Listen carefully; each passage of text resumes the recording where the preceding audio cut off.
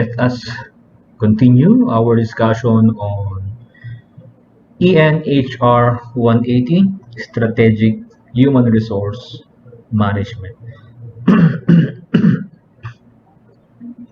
So I hope you were able to read already yung ating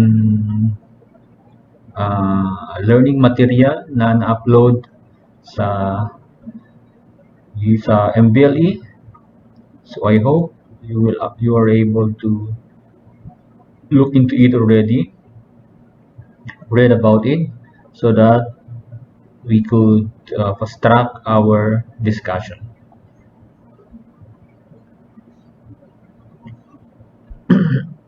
Okay, so nabasa nyo na? Nabasa nyo na ba yung ating learning material on human resource management strategy and analysis? Okay, so just like what I discussed last meeting dun sa ating introduction ng Hr 180, na ang human resource management is not just focusing on their operational function, but they have to move from being operational to the strategic partner of the business. Okay. So to give us a better understanding of strategic human resource management, I have given you this learning material for you to read. So what are we going to learn in this topic? So we're going to explain why strategic planning is important to all managers, explain examples, each of the 7 steps in the strategic planning process, list with examples the main generic types of different corporate and comparative strategies. And of course, we will be dealing with strategic human resource management and provide you an example, where in fact I have given you already in our previous discussion example of how strategic human resource management is being practiced and implemented inside the organization. Okay, so I hope you have read already itong material natin dito so that we could finish this today. Okay. So nakalagay dito yung story ng Ritz-Carlton Company. This is one of the most famous hotels along the world. Okay. So nagkaroon sila ng chance to be able to manage Portman Hotel in Shanghai, China. Okay. So they were able to review the Portman's strengths and weaknesses in comparison sa kanilang mga local competitors, and nagkaroon sila ng strategic intent, strategic objective to be more competitive. And one of the best way to be competitive in terms of hotel operations is to improve the hotel's level of service. And then, dito na pumasok ngayon yung component ng human resource management kung paano siya nakatulong to achieve this strategic aim ng isang organization. That is, to plan for hiring, training, and rewarding hotel employees. Okay. So, they put a new human resource strategy for the Portman Hotel in order to improve customer service. Okay. So, hopefully nabasa nyo na to, itong case natin dito, the Shanghai Portman Hotel. So, makikita mo rito kung ano yung naging strategy ng kumpanya. Okay. And yung kanilang specific actions or goals to achieve yung kanilang strategy to achieve customer service, that is to exhibit new skills and behaviors. Okay.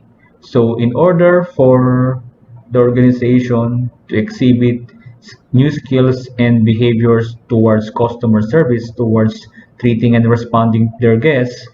Yung human resource management formulated new plans and policies, and examples are provided here already. So the result is yung effort ng management nag-paid off. Okay. Yung kanilang new human resource plans and practices was able to produce the necessary employee behaviors required to improve the portman's level of service. Thus, anong nangyari dito? They were able to attract new guests. Okay. And they have been awarded as the best employer in Asia and the best business hotel in China. So this is how strategic human resource management can make a great impact or to become a strategic partner and to help the business win in the marketplace. Okay. So let us look into the goal setting and planning process. Tapos nyo na yung strategic management, right, na subject. Tapos nyo na yung BA, ano ba yan? A26 ba yan? Ano no? Basta meron kayong subject na strategic management. I hope this had been discussed already to you, especially yung strategic management process. Okay. So anyway, most organizations every year or every 3, 5, 10, or 15 years, okay, they are setting or they are conducting itong goal setting and goal planning process. Okay. This is being done yearly, annually. So napaka-common to na ginagawa ng mga leaders. So ano ba itong goal setting and planning process? This involves setting objectives, making basic planning forecasts, reviewing alternative courses of action, and even evaluating which options are best, and then choosing and implementing the plan. So alam naman natin kung ano ang plano and ano ang planning. This has been discussed already to you over and over again in your study along business administration. Okay. So I hope your teachers in strategic human resource management was able to discuss to you itong different hierarchy of goals. Okay. So meron tayong tinatawag na strategic goals. Okay. Yung mga different levels. Pag strategic goals, nakalagay doon sa ating ang main proponent nito is yung ating top management. Okay. So it's usually the executives, the president, the vice president, okay, and some directors. And then etong mga strategic goals na to na pinu-formulate ng top level, which is usually long-term plans and goals ng company, will be breakdown ng ating mga different functional areas here, yung ating mga different line managers. So gumagawa din sila ng mga comparative goals or yung functional goals from each different functions or department. Okay. So let us look into the diagram here. So makikita mo rito na yung strategic goals ng company, for example, na sinet ng president or yung CEO ng isang company is to double sales revenue to 16 million in fiscal year 2011. So this is a very generic and broad goals that needs to be specified and breakdown kung paano ma-achieve yung 16 million in year 2011. So the vice president from each function will break down or create specific plans based on their functions on how they are going to meet the 16 million revenue for 2011. So for example, the sales will create strategy also on how to achieve this overall strategy, that is to double the sales east, west, and south regions. So more on selling ang function na gagawin nito. Now in the production naman, they will add new product line at plant 6. It will be sold by the sales department or sales function ng isang organization. And makikita mo rin dito how HR can help or to become a strategic partner to achieve this strategic objective ng isang organization. Diba? Nakikita mo, anong gagawin niya? So, hindi siya napofocus sa pagbebenta, sa paggawa ng product or pag-innovate ng product, but ito na, mag-hire sila, magte-train sila ng 6 na sales people. And makikita mo naman dito sa baba, this one will be breakdown into specific functions ng human resource management, that is, for example, in recruitment, okay, they will identify and attract 20 good sales candidates. And then they will hire 6 and train these 6 new sales people and retain all others within 4 months. Makikita mo rin dito yung mga specific actions na gagawin ngayon ng other functions ng isang organization. Okay. So every organization, meron tayong tinatawag na strategic plan. So for example, sa Mariano Marcos State University, okay, actually we have a strategic plan on how we achieve our vision and mission. Naririnig nyo na siguro yung achieve, di ba? Yung achieve na acronym ng university. So this is how the company plan how it will match its internal strengths and weaknesses with external opportunities and threats in order to maintain a competitive advantage. Okay?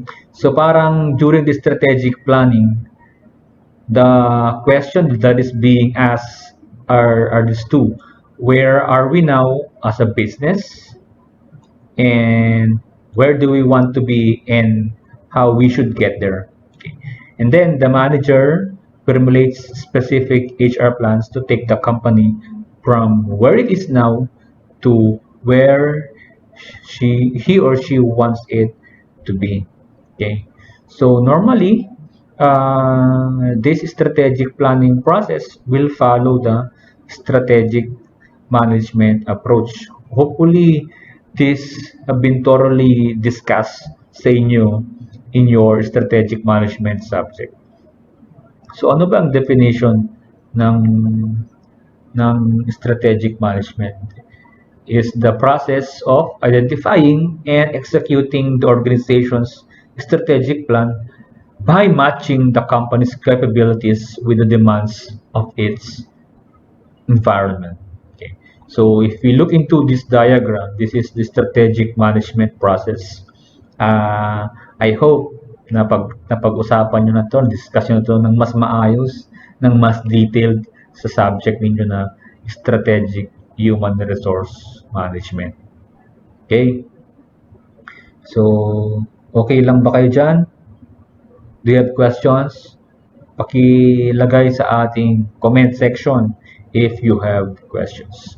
But looking into the strategic management process, ang may pinakamaraming steps dito is yung strategic planning. So we have here 1, 2, 3, 4, 5 steps that are part of strategic planning. That is to define the current business, perform external and internal audits, formulate a new direction, translate the mission into strategic goals, formulate strategies to achieve the strategic goals. So after strategic planning, we have to execute also our plans. So we have to implement the different strategies we formulated here in step 5 para ma-achieve ang ating step 4, yung strategic goals natin. And of course, in every management process, meron tayong tinatawag na evaluation. So we have to assess also if we are able to achieve our strategic goals. We also have to assess if yung ating strategies were really able to achieve our strategic goals and also achieve yung ating new direction. Okay. So, nakalagay ngayon dyan yung mga steps na diniscuss dito. I hope you were able to read this already. Nabasa nyo na yan. So, kailangan yung basahin. Meron kayong questions? Okay, before we proceed to our next topic here in the different types of strategies.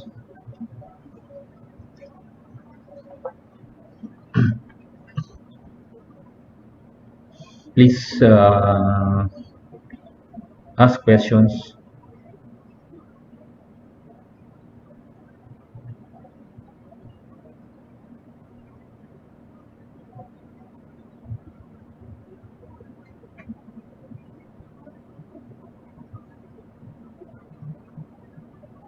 Okay, so parang walang question. Let us proceed again to type of strategies. Okay, so we have here different types of strategies. Actually, tatlo to.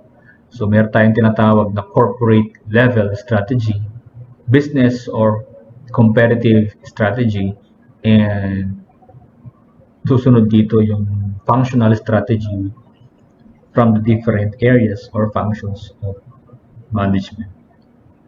As you can see in the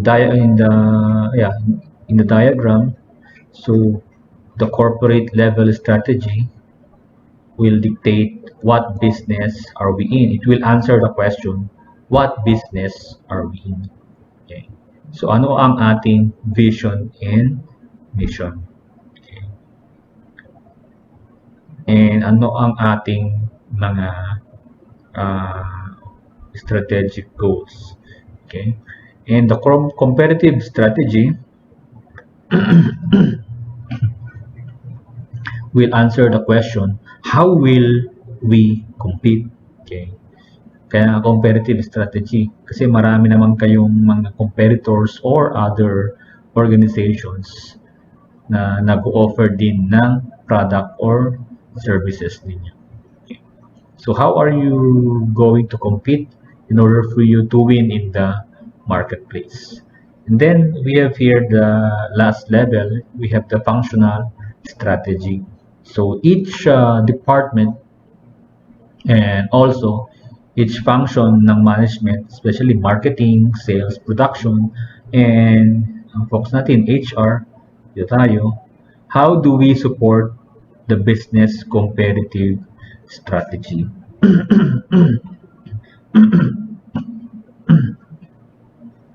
So, dito na pumapasok ngayon yung human resource department in terms of the strategic management process para masabi natin na yung HR is also or is playing their role as strategic partner. So, napakaraming example dito ng corporate strategies. Actually, if you have read this, I know you will be able to understand naman itong mga examples ng corporate level strategy. And these have been discussed already in your strategic management subject. Okay? So we have here corporate level strategy, concentration. Example of corporate level strategies are the following: concentration, diversification, conglomerate diversification, vertical integration, consolidation strategy, and even geographical expansion.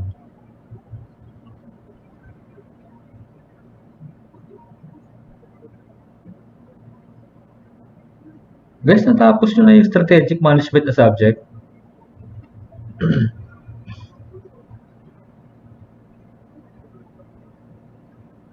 paki-comment naman sa ating comment section kung tapos nyo na yung strategic management na subject. Kasi lahat ng nag-aaral sa CBEA, merong subject na strategic management. Christine, tapos nyo na ba? CM, Agasino. Okay. Healing rate daw si Christine Venus Rivera. Okay. So please comment kung natap. Okay, thank you, Lynette. Tapos na ang strategic management. Hope na-discuss tong mga examples ng strategy na. Okay. And then we have here comparative strategy. Okay. So it identifies how to build and strengthen the business long-term competitive position in the marketplace. So it identifies, for instance, how Pizza Hut will compete with Papa John's or how Walmart competes with Target. So for example, sa Philippines naman, di ba? Marami tayong mga competitors ng mga negosyo, mga competitors ng negosyo. For example, Robinsons, SM, ano pa ba, yung mga kalaban ng mga dalawang to. So they will try to determine how they're going to compete with their competitors so that they will attain itong tinatawag natin na competitive advantage. That is the factors that allow a company to differentiate its product or service from those of its competitors to increase market share. And there are different competitive strategies na ginagamit ng mga organizations to achieve competitive advantage. So we have here, number one, cost leadership. Ang pinakasikat na example ng cost leadership here in the Philippines is yung Cebu Pacific. Okay, they are the low-cost leader in the industry. So out of those airline industry that is operating here locally in the Philippines, Cebu Pacific did use this cost leadership. Another example is Pure Gold. Pure Gold kasi parang mas mura dito eh. Kaya I think they can be considered as, or they use cost leadership. Another is yung differentiation. Okay. So in this strategy, the firm seeks to be unique in its industry along dimensions that are widely valued by buyers.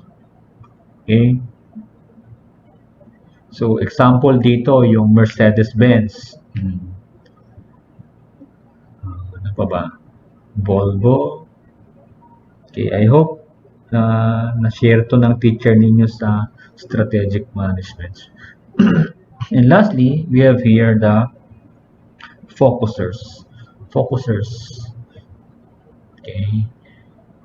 Pag yung focusers talagang meron lang talagang isa lang ino-offer na product or niche na sinasabi. Okay? Market niche. So parang sila lang yung nagbebenta ng ganon, isa lang yung product nila, okay? And they cannot get it from other people. So sa kanila lang yun. Very unique na sila yung nag-offer ng ganon na product or services. And they cannot get it from their generalist competitors. Just like Ferrari and ang competitor nila na generalist is Toyota. Okay, so now we've been talking about this ever since first year pa kayo, di ba? That human resources can be a source of competitive advantage. It could enable company na makapag-create ng products and services, ng systems, okay, that outcompete yung kanilang mga competitors. Okay. So, marami ng mga organizations ngayon ang nagsasabi na kapag meron tayong mga skilled worker, dedicated, okay, who can produce quality and productivity inside the organization. Tapos they are creative and brilliant. And if you have a set of human capital that are knowledgeable, skilled, engaged employees that is working hard and very self-disciplined, magkakaroon talaga yung organization ng competitive advantage. Okay. So we have here the functional strategy. Okay, so kanina na-discuss na yung corporate level, comparative, and functional strategy naman tayo. So finally, what do our comparative choices mean for each department that actually must do the work? Ayun yung question dito. So, ano ngayon ang gagawin ng mga different departments para makatulong i-achieve yung competitive and corporate level strategy natin? Okay. So, functional strategy identified the broad guidelines that each department will follow in order to help the business achieve its competitive goals. So, each department, meron kanya-kanyang strategy yan para makatulong to achieve the business or competitive strategy. And let's go back to our discussion also last meeting sa introduction ng strategic human resource management and their role as a strategic partner. Malaki ang tulong na nagagawa nila in terms of achieving yung mga competitive and corporate level strategy. So, for example, yung Portland kanina hotel, okay? So, they want to have an exceptional service. So, anong gagawin nila? They have to select and train employees who are exceptionally customer-oriented. Okay. So, ganon nakakatulong ang HR and other functional strategies dun sa kanilang corporate, in the achievement of their corporate and business level strategy. Okay. So, merong concept sa strategic management na tinatawag na strategic fit. Okay. So, the strategic fit means to sum up the idea that each department's functional strategy should fit and support the company's competitive aims. Okay. So, example, nakalagay dito yung strategic plan ng Southwest Airlines. Okay. So, their strategic aim or yung kanilang strategic intent is to become a low-cost leader. So, parang Cebu Pacific din to. Okay. So, they aim to deliver a low-cost, convenient service sa lahat ng kanilang mga services. Okay. So, nakalagay din dito yung kanilang later on, pakita ko sa inyo to yung diagram. Saan na yan? Okay. So,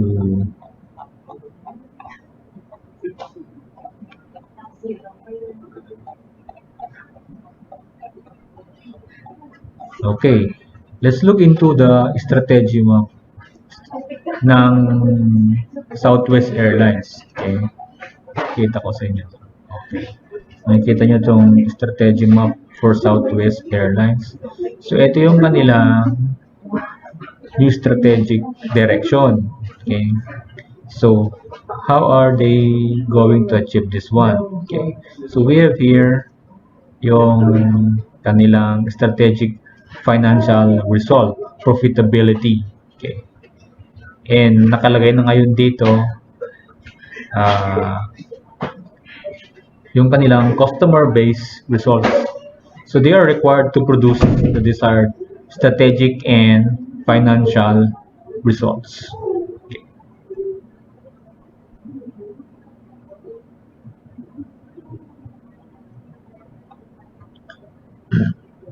So, dito na, nakalagay na ngayon dito yung kanilang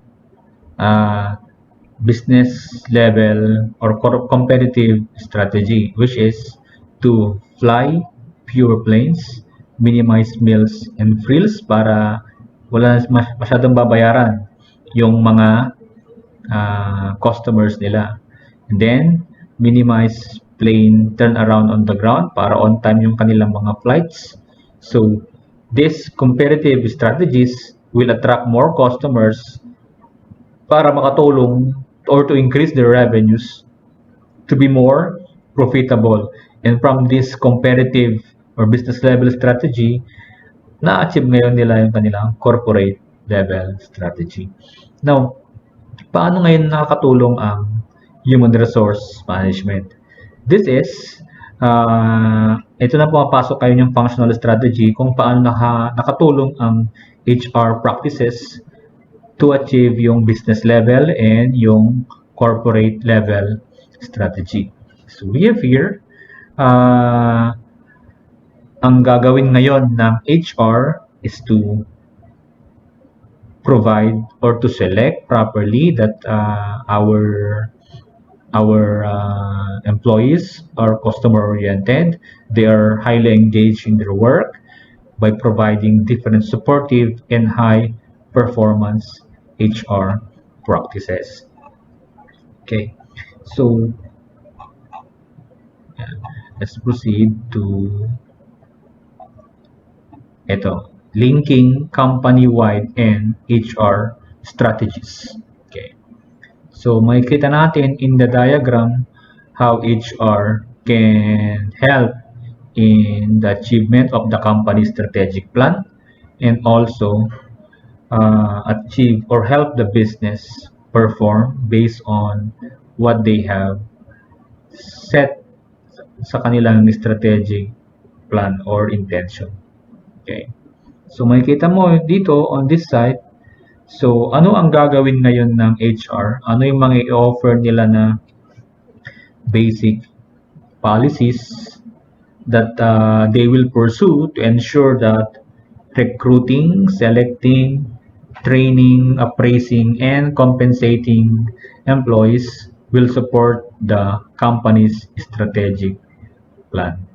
Okay. Para makatulong siya, makita mo dito yung HR is merong direct contribution sa organizational performance ng isang business, okay, that can be measurable. Okay.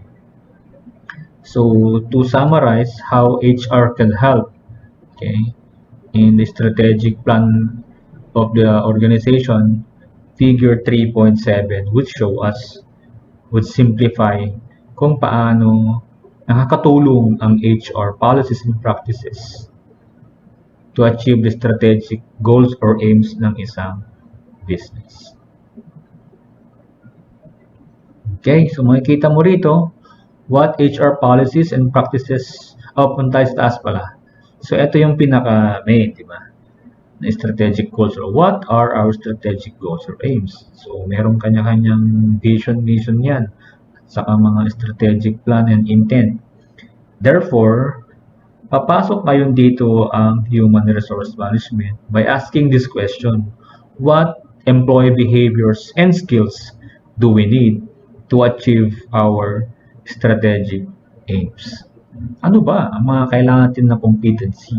Ano ang kakailangan natin ng mga skills, knowledge, and attitudes ng mga empleyado natin para ma-achieve natin yung strategic goals or aims.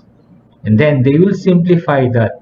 They will create now different policies and practices along the different operative functions of human resource management that will enable the organization to produce the necessary employee behavior and skills needed to achieve strategic goals or aims. So just like what we on how we define strategic human resource management in our previous discussion, It's all about formulating and executing HR policies and practices that will produce employee competencies and behaviors the company needs to achieve its strategic aims. Okay? So, so yung mga diniscuss natin kanina are strategic human resource management impact. Okay. So we have here different strategic human resource management tools. So we have strategy map, HR scorecard, okay. So na-discuss ko na tong strategy map kanina. Let us proceed to the HR scorecard. The HR scorecard, I hope tinuro sa inyo yung balance scorecard doon sa BA26 ninyo, Total Quality Management. So ano ba itong HR scorecard na to? So it refers to a process for assigning financial and non-financial goals or metrics to the human resource management and relating it to the different chain of activities required for achieving companies' strategic aims. Okay, let us look into. So parang yung mga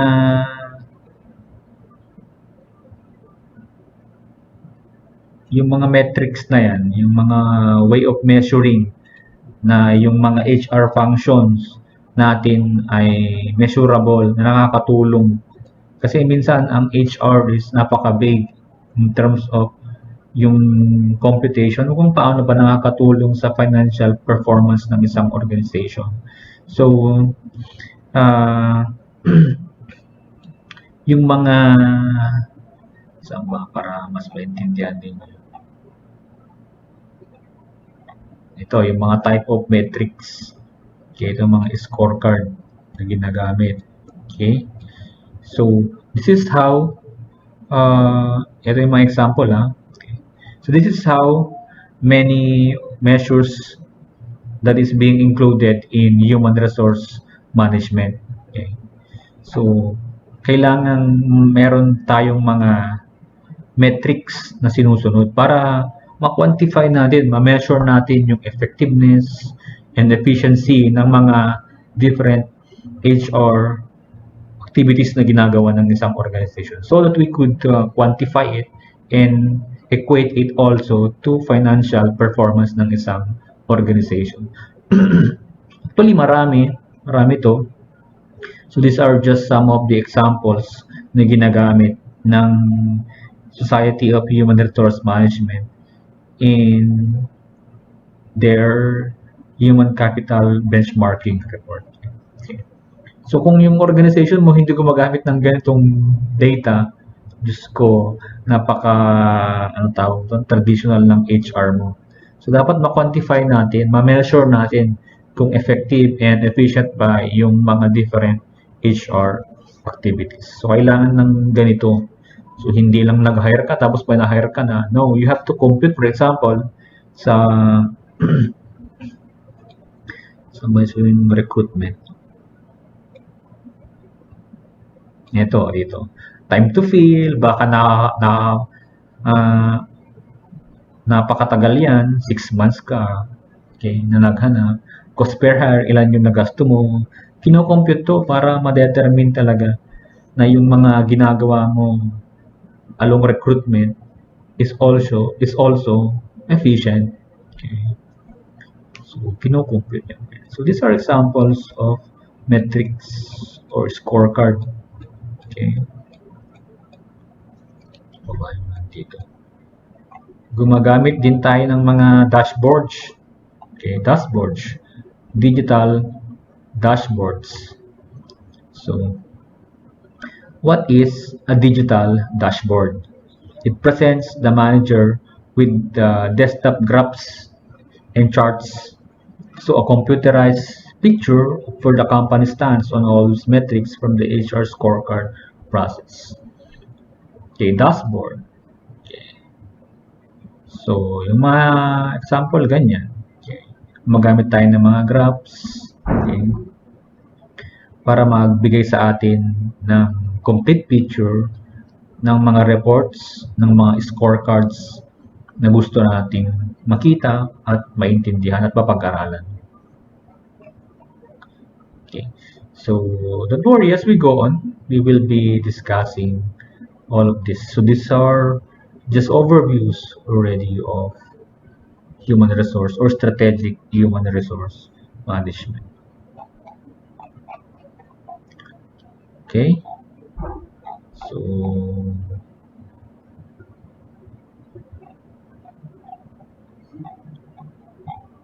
okay, the rest, makibasa lang. There are examples also here. And lastly, we have here yung ating tinatawag na HR audits. So these are again tools na ginagamit in strategic human resource management. So ano ba ang HR audit? So this is an analysis by which an organization measures where it currently stands and determines what it has to accomplish to improve its HR function. So it's all about examining the different policies, procedures, documentation, systems, and practices with respect to the organization's HR function. So it audit pa, yung audit, nare-review mo kung yung function ba na yan ng organization, especially along HR, is being followed, yung kanilang mga processes, policies, okay, are effective and even efficient.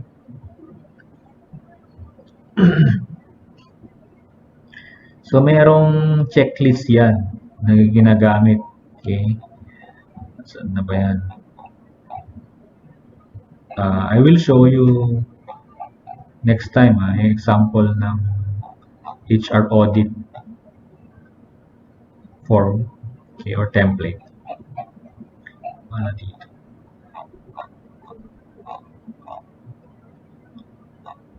Okay? So, yun, yung ating simple discussion on introduction to human resource management strategy and analysis. So, what's your take? Do you have questions? Do you have questions?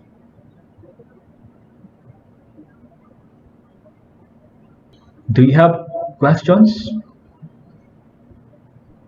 that you wanted to be clarified?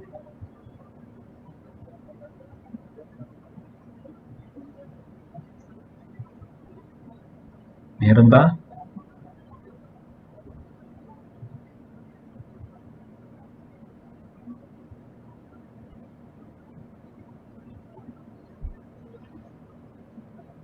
Wala? So, kung wala kayong tanong, I will now upload the quiz or exam in MVLE. Okay, so para i-assess ko naman kung nagbasa kayo at meron kayong naintindihan. Kahit hindi masyadong marami, kahit konti lang yung basic understanding nyo ng concept ng strategic human resource management.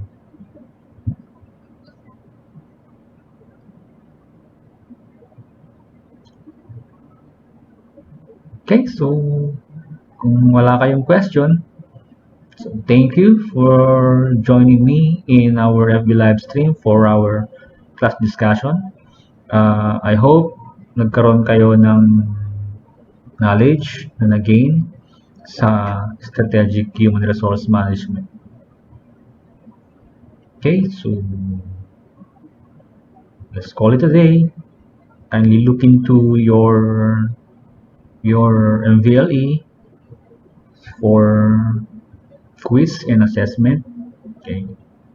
Yung sa ENHR 170, we will not be having a class kasi I have to prepare pa yung unit 2. Kasi nga, this is a new subject. Okay. So, kaya medyo natatagalan tayo sa discussion because bagong subject, I have to read first, I have to study it first before I share it to you. Okay, so okay. Bye for now and see you again in our next discussion on our topic here in HR 180 and HR 170.